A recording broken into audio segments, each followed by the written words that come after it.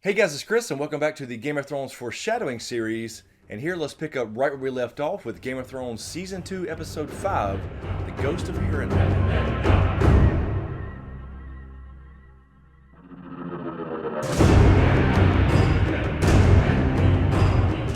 Alright, so let's jump right back in and we're heading up north beyond the wall at the Fist of the First Men when Qhorin Halfhand returns. Wildlings? One blast is for Rangers returning. One blast for friends. Two for foes. And three for White Walkers. It's been 1,000 years, but that's the only time they blow the horn 3 times. So specifically, they blow the horn 1 time for a Ranger returning, 2 times is for wildlings, and that's all they basically say. But then Sam kind of jumps in here with Dolores said and Jon Snow and says 3 times for White Walkers. Now, of course, at this point, they don't know exactly what's going on up north. They only have these reports, so they really don't put much thought into it. But later on, of course, as they're out trying to gather firewood, this scene does get paid off when we see this. It's John the Halfhand. They're back. 2 blasted wildlings. You're not fighting them alone. Come on.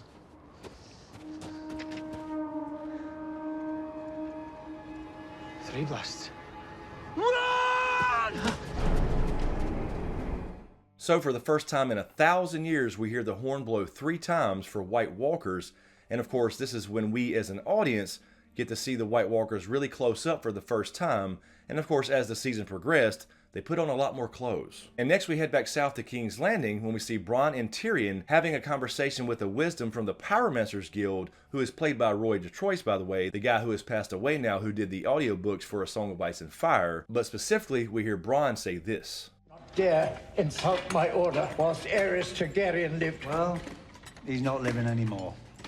And all his pots of wildfire didn't help him, did they? Men win wars, not magic tricks. So I thought this was a very interesting line here. We hear Bronn say, men win wars, not magic tricks. And of course, we don't have a payoff scene for this yet, but I do think we're going to see an actual magic trick in Game of Thrones Season 8 that will actually win the damn war. And also during this same conversation, we continue to see Bronn and Tyrion talk to the Pyromancer. So I think it's very interesting that they keep bringing up the Mad King, even though he's been dead for many, many years at this point. So I do believe he's still kind of pivotal to the story as far as what he actually meant by burn them all. And of course, later on in Bran's visions, we would see this.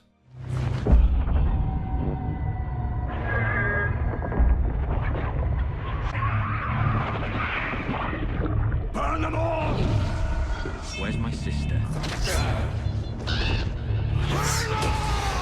So everything in Bran's visions are extremely important, obviously, for the end game of our story, how this thing's going to end. And the Mad King keeps being brought up, Wildfire keeps being brought up as well. So I do think we'll see a payoff for this in the end game in Season 8. But I also think we'll get the big revelation at some point, maybe in the show, at least in the books, that Bloodraven was whispering to the Mad King, burn them all. So the Mad King, Aerys, was in fact going crazy, but he was kind of helped along by Bloodraven.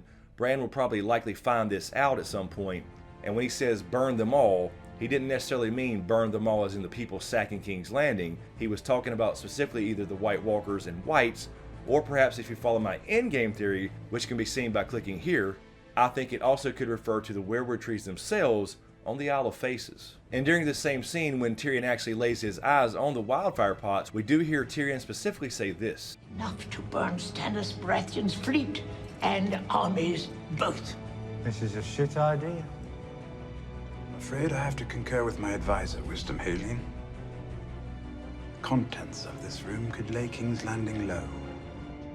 So he says specifically the contents of this room could lay King's Landing low. So I think that's the key there for Game of Thrones Season 8. We will see Cersei try this trick, but it will not be successful. And I think Jaime will save the city once again by becoming the Queenslayer. But Wildfire definitely will be used in the endgames at some point, whether that's King's Landing against the White Walkers, or perhaps both. And next we head back over to Essos as Dany's visiting Karth, and we do see the Dothraki arguing over gold. Them myself.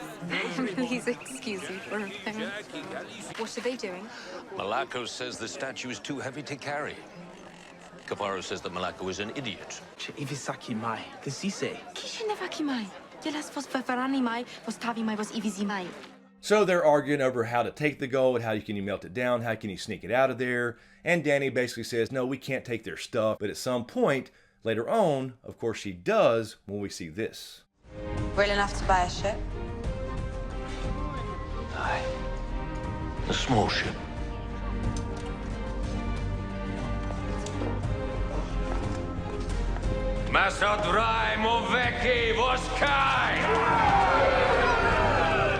And next, during the same sequence, we see Zorro talking to Dany when he says this. My apologies. Pyat Pri is one of the 13. It was customary for me to extend him an invitation. Customs die, slow deaths in Kath. So Pyat Pri the Warlock does a little magic trick for Dany, but I really love the line here Zorro said, customs die slow deaths, because he's actually foreshadowing his own death when we see this. We can take the Iron Throne. I'll bring you 1,000 shares. All that you dreams is within your reach. I'm begging you, please. So he gets locked in the safe with Daria, and he is indeed going to die a slow, slow death. That would be fucking horrible. I don't know if I'd want to be burned alive or die from oxygen deprivation. Yeah, I'd probably take the safe. And next, during this same sequence as well, we do get the mysterious Lady Quaithe talking to Jorah. You watch over her. Do I know you? I know you. Who are you? I'm no one. But she is the mother of dragons. She needs true protectors, now more than ever.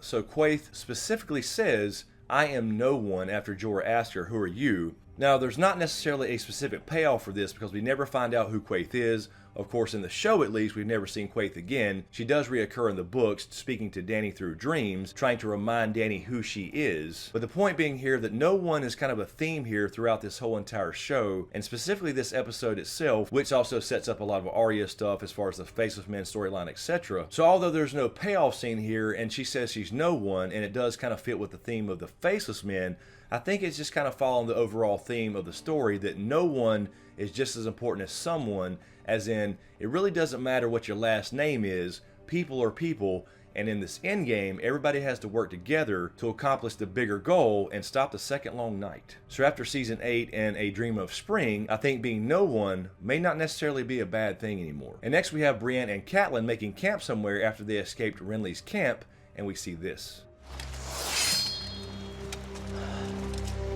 I will shield your back and give my life for yours if it comes to that. I swear it by the old gods and the new. I vow that you shall always have a place in my home and at my table, and that I shall ask no service of you that might bring you dishonor. I swear it by the old gods and the new. So this is where she gives her vows to Catelyn to bring her daughters home safe, but this is a huge paralleled moment later on in season 6 when we see this. Lady Sansa, I offer my services once again. I will shield your back and keep your counsel and give my life for yours if need be. I swear it by the old gods and the new. And I vow that you shall always have a place by my hearth, pledged to ask no service of you that might bring you dishonor. I swear it by the old gods and the new. So Brienne follows through with her oath and gives her vows to Sansa, and this of course would set up Game of Thrones season 7 as well, when she is the Lady of Winterfell. So I think this is a very cool parallel moment, and I think this also leads credence to the idea that Brienne will become the first woman in Game of Thrones, A Song of Ice and Fire, in our story to actually be knighted. Alright, and next we head back to Winterfell when we see Bran and Maester Luwin. Take the men you need. Won't take long, my lord. Southerners don't do well up here.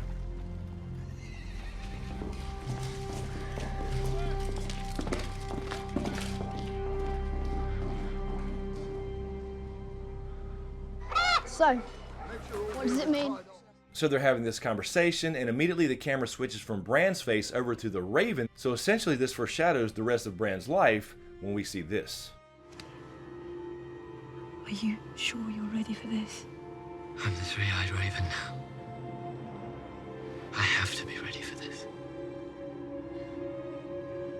So this was straight up telling us that Bran was going to become the three-eyed Raven. Now, of course, he had to go on an entire journey to get there by going up to see Bloodraven, losing all his friends, but he does become the last Green Seer, and I think he will be the absolute last Green Seer in our story. And next we have a scene with Bran and Osha talking about his dreams, and this is something that happened in the books as well, just a little bit differently, but we hear Bran specifically say this. I dreamt that the sea came to Winterfell. I saw waves crashing against the gates, and the water came flowing over the walls. Drowned men were floating here, in the yard. Sir Roderick was one of them. So Bran dreams of Winterfell being flooded, and he sees Sir Roderick as one of the victims of that flood, and later on we would see this. I've taken your castle. Theon. It's Prince Theon now. Get up. You have to get dressed. I've taken Winterfell. God's help you, Theon Greyjoy. Now you are truly lost. Theon, please don't do something. I'll do anything, please. No, please stop it. Alright, so essentially Bran saw what was coming. He saw Winterfell under siege by water, and that of course was a metaphor for the Ironborn when Theon would take over Winterfell. And of course he saw Sir Roderick as one of the drowning victims, which of course directly relates to Theon killing Sir Roderick to kind of prove himself in front of Dagmere Cleftjaw and his mates, and ultimately to his father. Really fits well and kind of foreshadows the fall of Winterfell, but really more the fall of Theon himself. Anyway guys, that's it for this episode, Season 2, Episode 5. Let me know what you think in the comments below. I'm sure there's quite a bit I missed. Let me know if there's any other scenes or lines of dialogue that you caught that perhaps foreshadow future events, maybe even in Season 8, or just good, cool parallel moments throughout the show. And as usual, thank you for all the support, especially to you guys on Patreon, and a huge shout out to my executive Patreon SmokeScreen producers, Lala Gig, Doc Holliday, Gaska, Hoonjive, Lo Horton, Aaron Hadbig, John Carey, Anastasia, Jason Landers, Dit Smith, MJW, Carol Brown, D Brown, Mike Colton, Lisa Phillips, Alfred Boycemeyer, Rob Green, and Ricky Carrot. Thank you guys so much. I really appreciate the support. And to everyone on Patreon and YouTube as well. If you dig what I do here, please give these videos a like, comment, and a share. And be sure to subscribe to get everything and click that damn notification bell so you're notified when I drop a new video. So thanks for watching, and we'll see you next time.